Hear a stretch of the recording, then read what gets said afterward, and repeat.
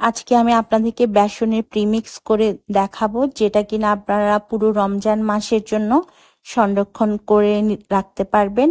শুধুমাত্র ভাজার আগে পানি দিয়ে ব্যাটারটা তৈরি করে বেগুনি, আলুর চপ এগুলো ভেজে নিতে পারবেন। খুবই সহজ আর এটা বেশ সময় বাঁচায়। আমি সব সময় প্রতি রমজানে আমি এভাবে বেসনের প্রিমিক্স বেশি করে বানিয়ে সংরক্ষণ করি। প্রথমে নিয়ে নিচ্ছি 4 কাপ বা 1 কেজি পরিমাণ বেসন। আমি আপনাদের সুবিধার জন্য উপকরণগুলো সঠিক পরিমাণ বলে দিচ্ছি, আপনারা একটু খেয়াল করে মনে রাখবেন এগুলো। 4 কাপ বেসন নিলাম বা 1 কেজি পরিমাণ বেসন নিয়েছে এখানে। এখন এর মধ্যে হাফ কাপ দিয়ে দিব ময়দা। হ্যাঁ, আমি এখানে ময়দা দিচ্ছি, তবে আপনারা চাইলে চালের গুঁড়াও দিতে পারেন, তবে বেস্ট হয় ময়দা দিলে। এখন দিয়ে দিচ্ছি 1 টেবিল চামচ পরিমাণ ধনে গুঁড়া, 1 টেবিল চামচ পরিমাণ লাল মরিচের গুঁড়া, 1 টেবিল চামচ পরিমাণ হলুদের গুঁড়া। এবারে দিব 1.5 টেবিল চামচ পরিমাণ লবণ। লবণ দেওয়ার পর এর মধ্যে দিতে হবে বেকিং পাউডার। আপনারা চাইলে বেকিং সোডাও দিতে পারেন। যদি বেকিং পাউডার দেন তাহলে 2 চা চামচ পরিমাণ বেকিং পাউডার দিতে হবে, আর যদি বেকিং সোডা ইউজ করেন তাহলে 1 চা চামচ পরিমাণ বেকিং সোডা দিতে হবে। এখন সব উপকরণ একসাথে চেলে নিতে হবে। সব উপকরণ একসাথে চেলে নিলেই আমাদের বেসনের প্রিমিক্স তৈরি হয়ে যাবে।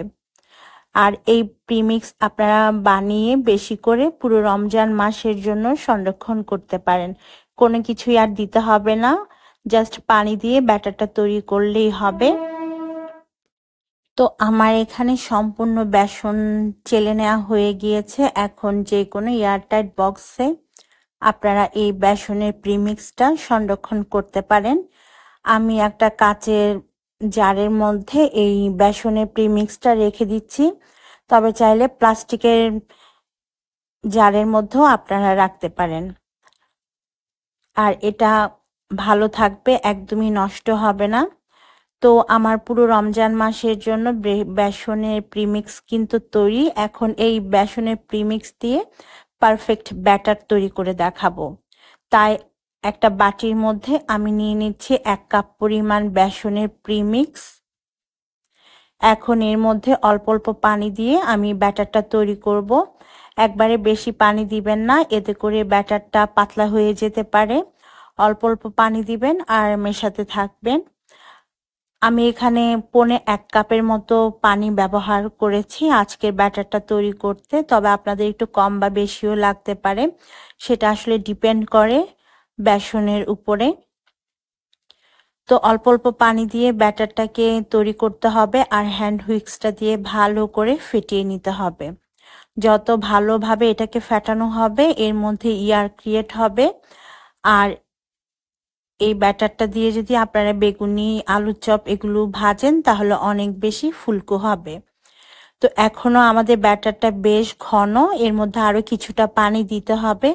তারপরে আমি 2 থেকে 3 মিনিট বা 4 মিনিট পর্যন্ত খুব ভালোভাবে হাত কিংবা হ্যান্ড হুইক্স দিয়ে ফেটিয়ে নিব, যেন এর মধ্যে এয়ার ক্রিয়েট হয়।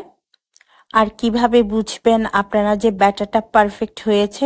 যে কোনো একটা চামচ নিবেন, চামচটা খুব ভালোভাবে ব্যাটারের মধ্যে ডিপ করে নিবেন, তারপর চামচের মাঝ বরাবর আপনারা একটা দাগ টেনে দিবেন। যদি দেখেন যে দাগটা একেবারেই লেগে যাচ্ছে না, তাহলে বুঝতে হবে যে ব্যাটারটা পারফেক্ট হয়েছে।